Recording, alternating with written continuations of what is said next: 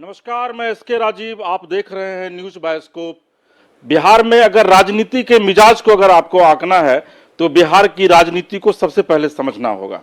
दरअसल में पिछले कुछ दिनों से बिहार की सियासत में जो फिजा रही है वो दरअसल में पूरा मामला जो है वो बीजेपी बनाम आरजेडी यानी कि सरकार के साथ अब सीधे तौर पर इनके वर्चस्व की लड़ाई शुरू हो गई है, जिसका नतीजा यह निकलकर सामने आ रहा है कि पिछले 3 दिनों में सिर्फ 72 मिनट विधानमंडल का सेशन जो है वो चल पाया है। आप अंदाजा लगाइए कि सरकार यह कहती है कि आम जनता की समस्याओं को सुनने के लिए सबसे बड़ा उनका प्लेटफॉर्म बिहार विधानमंडल होता है, लेकिन जब 3 दिनों में सिर्फ 72 मिनट ही सदन चल पाएगी तो इसका जनता की समस्याएं फिर कैसे सुनी जाएगी, कैसे विधेयक पास होगा और कैसे कानून बनेगा। सवाल यहाँ और भी हैं। सवाल सबसे बड़ा यह है कि क्या वाकई में जो जनप्रतिनिधि चुनकर सदन के भीतर जाते हैं वो सिर्फ महज खाना पूर्ति के लिए जाते हैं या फिर जनता से उनका कोई सीधा सरोकार भी होता है। हमारे साथ एक बड़ा पैनल है जिसमें कांग्रेस के नेता आदित्य जी हैं, हमारे साथ अखिलेश जी हैं, बीजेपी के प्रवक्ता हैं, और हमारे साथ बिहार के जाने माने बड़े जर्नलिस्ट, सीनियर जर्नलिस्ट जिन्हें हम अंग्रेजी में कहते हैं, रवि जी हैं हमारे साथ। हम सबसे पहले शुरुआत करेंगे इस शो की और चलेंगे अखिलेश जी के पास, क्योंकि सरकार ये आरोप लगा रही है सीधे तौर पर बीजेपी पर कि बीजेपी अब पूरे तरीके से सदन के भीतर तानाशाही पर उतर आई है। हालांकि बीजेपी यह कहती है कि अगर तानाशाही की वाकई में वास्तविक परिभाषा आपको जाननी हो तो आप ये सरकार से जानिए, क्योंकि तानाशाह कोई भी सरकार होता है और सरकार का सिस्टम होता है। लेकिन सबके बीच अखिलेश जी हमारे साथ। अखिलेश जी, 3 दिन हो गए हैं, 3 दिनों में सिर्फ 72 मिनट आप लोगों ने सदन को चलने दिया है। आपको लगता नहीं है कि जनता के प्रति आप लोगों की एक बड़ी जवाबदेही है? सदन जो है जनता की समस्याओं के लिए बना हुआ है, लेकिन वहां पर जनता की समस्याएं आप लोग उठा नहीं रहे हैं, सिर्फ हंगामा कर रहे हैं। देखिए, वो कौन सा सदन जिस सदन के अंदर एक भ्रष्टाचारी चार्जशीटेड व्यक्ति बैठ करके और वहां पर सदन पर प्रवचन करेगा? ऐसे सदन को क्या चलना चाहिए? मैं एक बात कहना चाह रहा हूं कि जो नीतीश जी कहते थे कि कैश, करप्शन, कम्युनलिज्म, कास्ट, इनसे कभी कॉम्प्रोमाइज नहीं करेंगे, वैसे नीतीश जी आपको क्या हो गया इतना बड़ा यू टर्न कि आप एक करप्ट व्यक्ति को जिस पर चार्जशीटेड है उसको घर से जाकर के गाड़ी पर बिठा करके ले आते हैं और एक संदेश देना चाहते हैं। तो सवाल उठता है कि वो सदन, और बहरहाल मैं एक बात आपको बताना चाहता हूं कि आज विधानसभा के अंदर जो 1700 करोड़ रुपए का पुल ध्वस्त हुआ था उसके लिए बीजेपी की ओर से प्रश्न किया गया है, जवाब देने वाला कोई नहीं है। थोड़ी देर सदन चला, इसमें जवाब देने वाला, इतना गैर जिम्मेदार सरकार, जिस सरकार के पास इसका कोई उत्तर नहीं होता है, जो सरकार अलोकतांत्रिक सरकार है, जिस सरकार ने रोज सड़क पर शिक्षक अभ्यर्थियों से लेकर के और क्या कहते हैं कृषि सलाहकार तक को लाठियों से पीटा है, ऐसी सरकार को क्या बने रहने का अधिकार है? और मैं समझता हूं कि अब बिहार के माथे पर 1 मिनट भी इस सरकार का बना रहना बिहार के लिए कलंक से कम नहीं है। और दूसरी बात, ये जनहित में आवश्यक है कि यह सरकार जाए और उसके बाद में फिर चुनाव हो और उसके बाद जनता अपना निर्णय सुनावे, क्योंकि ये सरकार तो ऐसी सरकार है जिस सरकार के अंदर भ्रष्टाचारियों का बोलबाला है और इस सरकार के अंदर कोई नौकरी मांगने आता है तो उसको लाठियों से पीटा जाता है। और सबसे पहले तो तेजस्वी यादव को कलम को बताएं कहाँ है वो कलम, हम तो ढूंढ रहे हैं कहाँ खो गई वो कलम, जिस कलम से वो आप कह रहे थे कि पहले। अखिलेश जी, एक बड़ा सवाल ये है कि तेजस्वी यादव ने आज कहा है कि भाई पुल जो डेमोलिश हुआ है, इसके पहले भी पुल डेमोलिश हुआ था, उसमें बीजेपी की सरकार थी और तेजस्वी ने ही सवाल खड़े किए थे। मैं फिर कह रहा हूं कि इस पुल मैं उस समय भी बोला था और शायद मेरी बात से हमारे रवि भैया हैं सहमत भी होंगे कि इस पुल में टोटल एस्टीमेट घोटाला है। और जिस समय में ये पुल जो इस समय एस्टीमेट के बाद जब ये अलॉट होता है, उसी समय में मामले कुछ ऐसे हो जाते हैं जिसके बाद में संवेदक भी मजबूर होता है। और इसलिए मैं साफ साफ कहना चाहता हूं, आप जांच कराइए ना कहाँ गड़बड़ है। आपकी मंशा तो उसी समय स्पष्ट हो गई जब ऐसे व्यक्ति को ही जांच दिए जिसके ऊपर उंगली उठ रही थी, आपने वैसे व्यक्ति को जांच दे दिया। और आप कह रहे हैं कि क्या कहते हैं कि आप निष्पक्ष जांच कराएंगे। हमने कहा था कि हाईकोर्ट के किसी रिटायर्ड जज से आप जांच करवाइए, तो नहीं कराएंगे और आपको इतना भरोसा है। तो कुल मिलाकर मामला यह है कि भ्रष्टाचार से कॉम्प्रोमाइज कर लिए हैं नीतीश कुमार जी।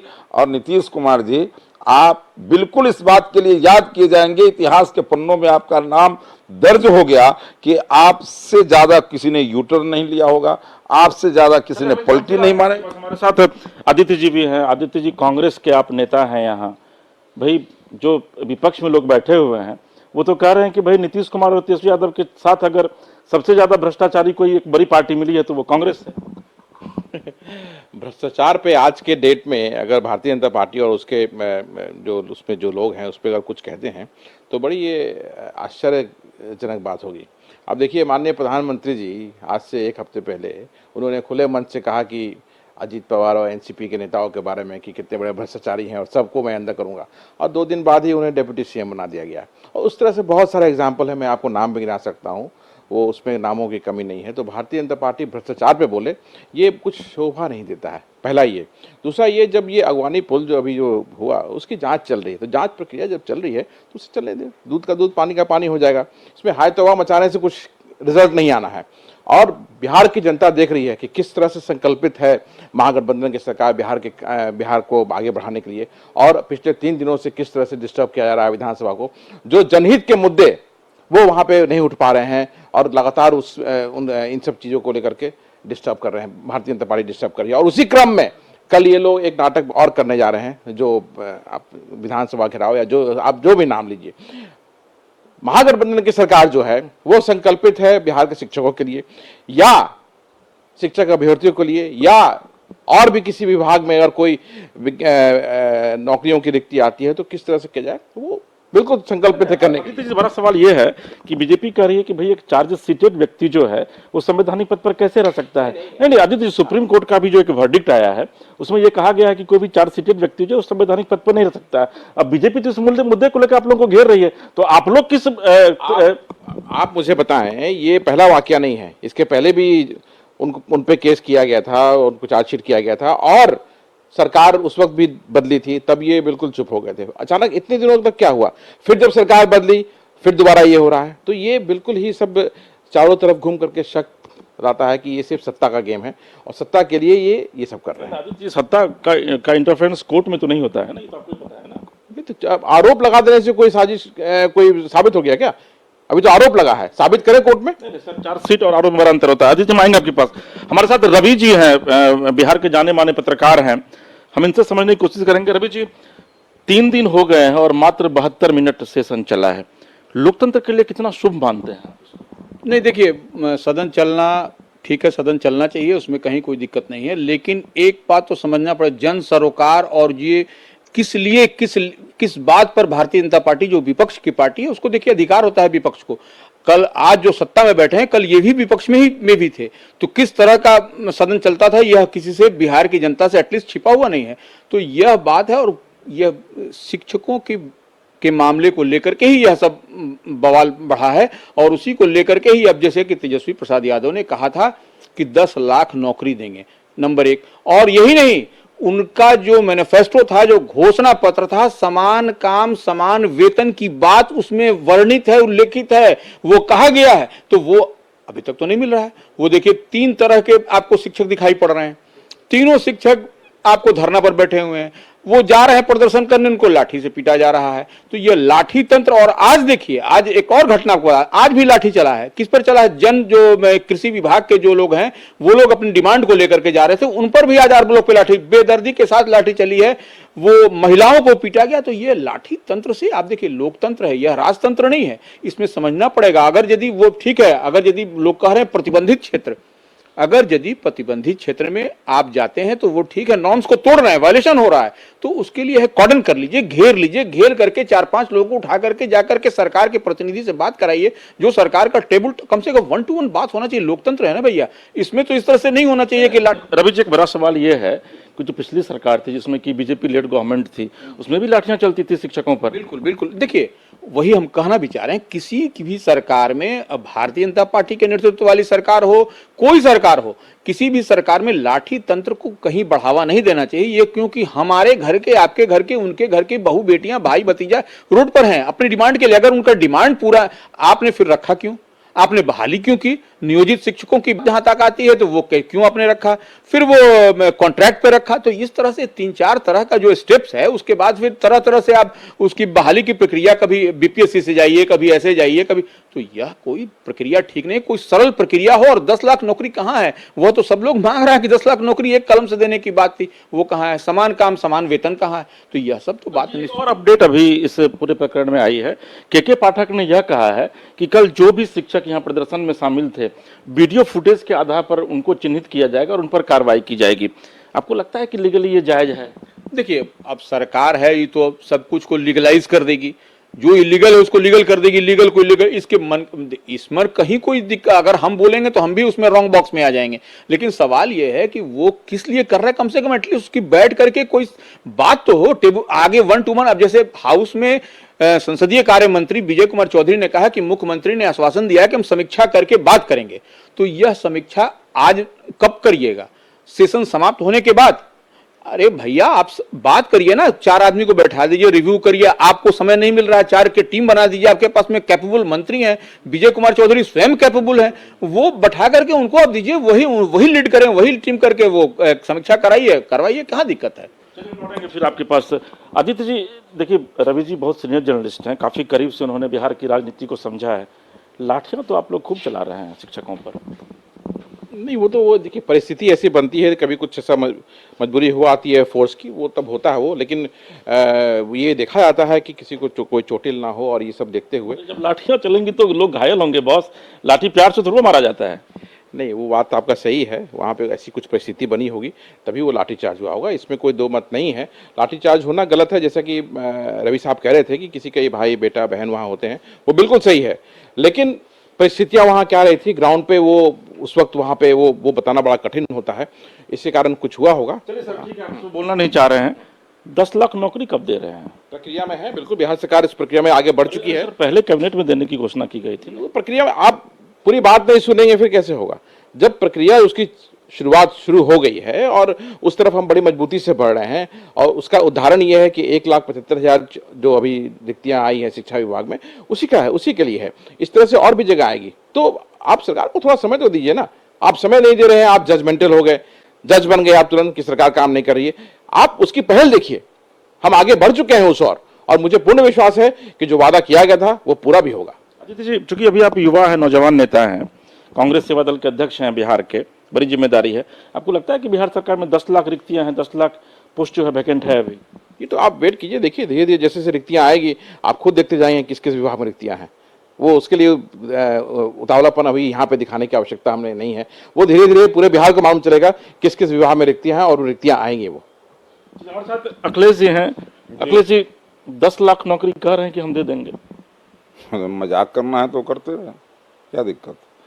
लेकिन 10 लाख नौकरी कहे थे पहले कैबिनेट में, पहले अपनी कलम से। तो हम तो वो कलम ढूंढ रहे हैं भाई, आपकी वो कलम कहाँ है? पहली कैबिनेट वो कलम, वो सुनहरी कलम निकाले तेजस्वी जी और दे नौकरी। कहीं कोई समस्या नहीं है, हम बिल्कुल इसका स्वागत करेंगे। लेकिन एक बात समझ लीजिए, अब इस बिहार के अंदर आज सदन में एक घटना और घटी है, और घटना ये घटी है कि शिक्षा विभाग पर जब सवाल हो रहा है तो चंद्रशेखर जी जवाब नहीं दे रहे हैं। जवाब दोनों पूर्व शिक्षा मंत्री दे रहे हैं, विजय चौधरी जी, अशोक चौधरी जी, ये लोग जवाब दे रहे हैं। ये कैसी सरकार चल रही है? ये कैसा गठबंधन चल रहा है? इस गठबंधन में जो गठबंधन हो रहा है, उस गठबंधन का दुष्परिणाम बिहार की जनता भोग रही है। अब सवाल उठता है कि जदयू राजद के लोग आपस में पहले अभी पूरा एक दूसरे पर किए छीटाकशी, उसका दुष्परिणाम बिहार की जनता छोड़ रही है, भोग रही है। और इसलिए मैं कह रहा हूँ, बीजेपी उसमें मजे ले रही है। मजा नहीं ले रही है। हम तो कह रहे हैं छोड़ो कल की बात पुरानी, छोड़िए। अब आइए 25 का इंतजार कीजिए, हो सकता है कहीं बीच में ही कुछ हो जाए। मुझे लगता है कि आपकी बातों में 2 चीजें छिपी हुई है, 2 बड़ा गूढ़ रहस्य छिपा हुआ है। मतलब कल की बात छोड़ करके फिर से नीतीश जी को आप लोग कह रहे हैं कि आप आ जाइए हमारे साथ। नहीं, बिल्कुल नहीं, इंतजार कीजिए। बिहार के क्षितिज पर एक नया सूर्योदय होगा जिसकी अरुणिमा अब दिखाई दे रही है, और उसका स्वागत करिए। बिहार के अंदर एक नए नेतृत्व, नए कलेवर के साथ भारतीय जनता पार्टी के नेतृत्व में रचनात्मक कार्यों को लेकर के आगे बढ़ने वाली एक सरकार बनेगी, जो सकारात्मक दिशा में काम करेगी, जो इस बिहार के अंदर से अपराध को का निर्मूल नाश करेगी। योगी योगी जी का देख रहे हैं ना, विश्व शर्मा जी को देख रहे हैं, वही मॉडल रहेगा। और एक भी यहाँ पर अपराधी अगर होगा तो उसका जो उचित स्थान है वहां पर भेज दिया जाएगा। दूसरी बात, इस बिहार के अंदर लोगों को रोजगार भी दिया जाएगा, अमन चैन भी रहेगा, और बिहार पूरे विकास करके आप देखें ना, बिहार के जितना बजट है उसका 7 गुना निवेश हुआ है। 7 गुना। अखिलेश जी एक बड़ी बात अभी आप कहे कि योगी आदित्यनाथ और विश्वकर्मा की जो वहां पर लोग जिस तरीके से शासन चला रहे हैं, तो ये माना जाए कि बिहार में हिंदू तुष्टीकरण की राजनीति को आप लोग बढ़ावा देंगे आने वाले दिनों में? हिंदू तुक के तुष्टीकरण की कभी न प्रयास किया गया है, ना उसकी कोई जरूरत है। बीजेपी तो उसी की राजनीति ही करती है। बिल्कुल नहीं, बिल्कुल नहीं। इस देश के अंदर इतना प्रताड़ित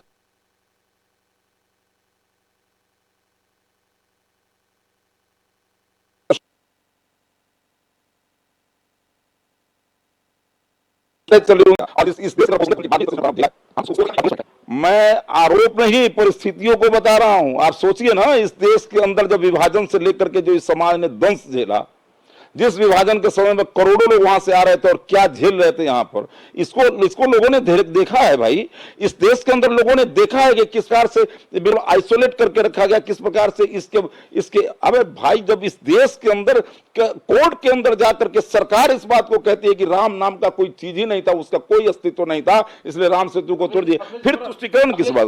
बड़ा आरोप है भाई, ये तो आप लोगों को सीधे तौर पर बीजेपी नंगा कर रही है। ये तो कह रही है कि आप मुस्लिम तुष्टीकरण की राजनीति करते हैं, लिहाजा हिंदू बेचारे जो हैं वो हिंदुस्तान में रहकर अल्पसंख्यक से भी ज्यादा उनकी स्थिति बदतर हो गई है। बड़ी मशहूर पंक्तियां हैं राजीव साहब कि भगवान शिव की गंगा का पानी भी वही, आबे जमजम का पानी भी वही, मुल्ला भी पानी पीता वही, पंडित भी पानी पीता वही। पानी, बताओ पानी का धर्म क्या है?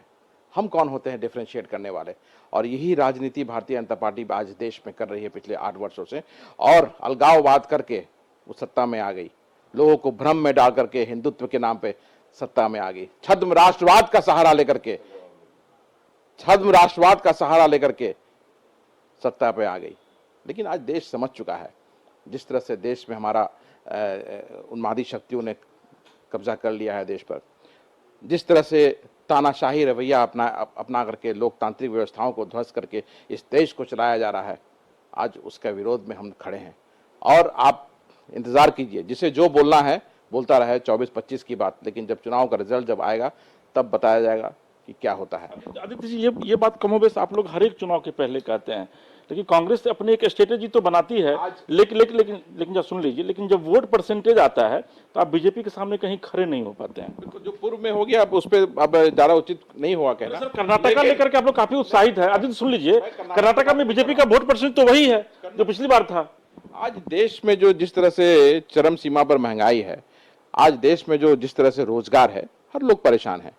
और आने वाले समय में जिस तरह से देश को चलाया जा रहा है, डिसइन्वेस्टमेंट और प्राइवेटाइजेशन के नाम पर जितनी भी सरकारी इकाइयां हैं उसको अपने ये अदानी अंबानी को दिया जा रहा है, चाहे वो एविएशन हो, रेलवेज हो, या सरकार की बहुत सारी संस्थाएं हैं जो प्राइवेटाइजेशन और डिसइन्वेस्टमेंट के नाम पे ये प्राइवेटाइज लोगों को दिया जा रहा है। तो आज जो नौकरियां बची हुई हैं, आने वाले समय में वो भी नहीं रहेगा और एक तरह से हम वापस कॉलोनियल एरा में जाएंगे। तो आज जो हमारा समाज है, कल की हमारी पीढ़ी जो आएगी, वो जब वो प्रश्न करेगी कि जब देश हमारा बिक रहा था तो आप क्या कर रहे थे, हम उसकी लड़ाई लड़ रहे हैं। और जहां तक ये बात, जैसे भ्रष्टाचार की बात हुई, तो भ्रष्टाचार तो आप देखिए भारतीय जनता पार्टी में जितने लोग जाते हैं सब जाके वहां साफ हो जाते हैं, तो भ्रष्टाचार पे तो बात करना ही नहीं चाहिए।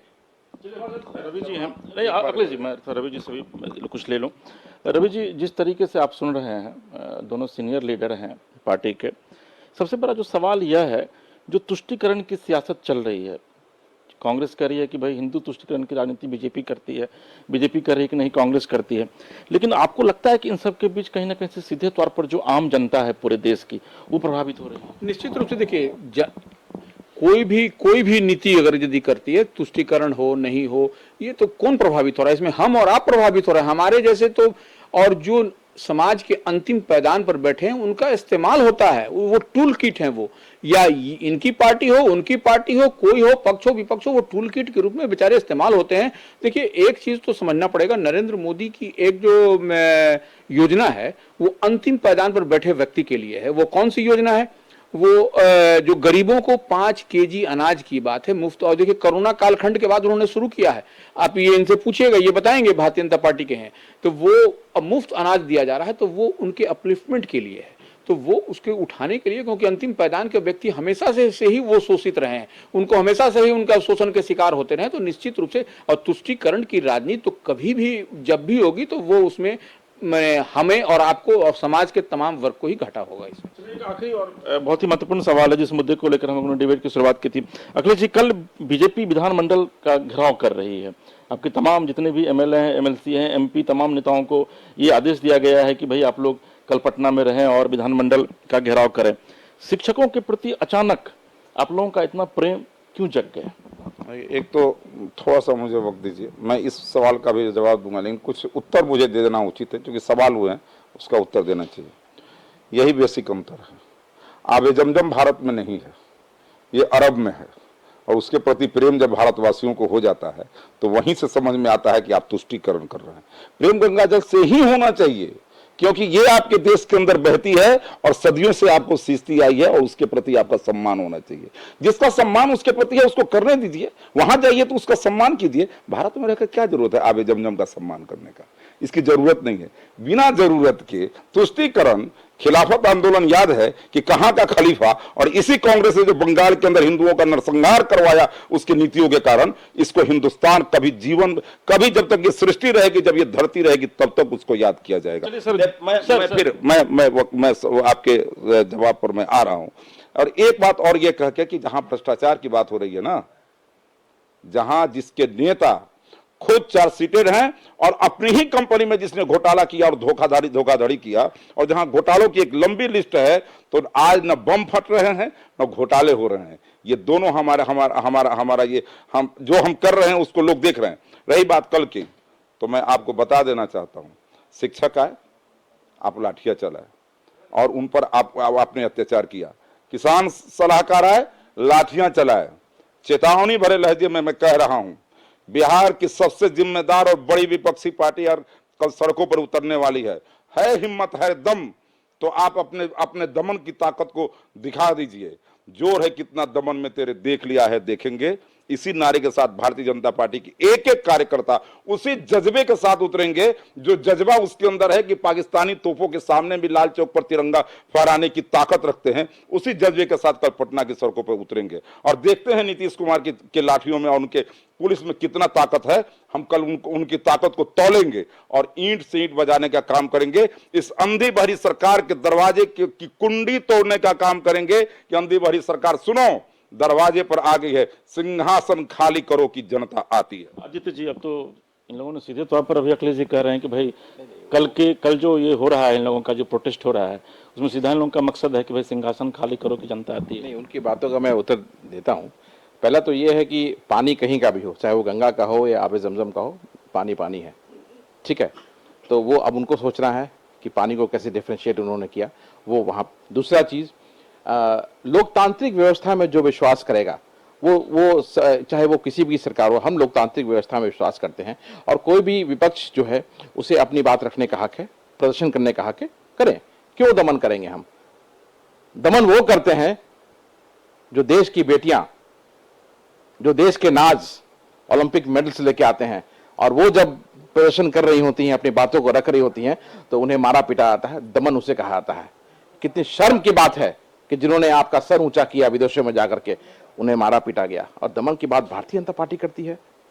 आप बताइए, मेरा प्रश्न है ये। शिक्षकों पर लाठीचार्ज दमन नहीं है आपके अनुसार?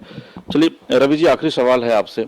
आपको लगता नहीं है कि जिस तरीके से पिछले कुछ सालों से, यानी कि जब से नियोजित शिक्षकों का नियोजन हुआ है, उस समय से लेकर अब तक, कभी आरजेडी, कभी जदयू, कभी बीजेपी, कभी कांग्रेस, शिक्षकों के मुद्दे का पूरी तरीके से पॉलिटिलाइजेशन कर दिया गया, राजनीतिकरण कर दिया? बिल्कुल, देखिए ना, टीईटी, एसटीईटी, ये पास अभ्यर्थी जो हैं, हम समझ रहे हैं ये लोग वेट कर रहा है, लोग कब इन लोगों को नियुक्ति पत्र मिलेगा। ये लोग पास आउट हैं, इन लोगों को अभी तक कुछ नहीं किया गया। ये सिर्फ टाल मटोल, और निकल रहा है सड़क पे तो लाठीचार्ज चल हो रही है।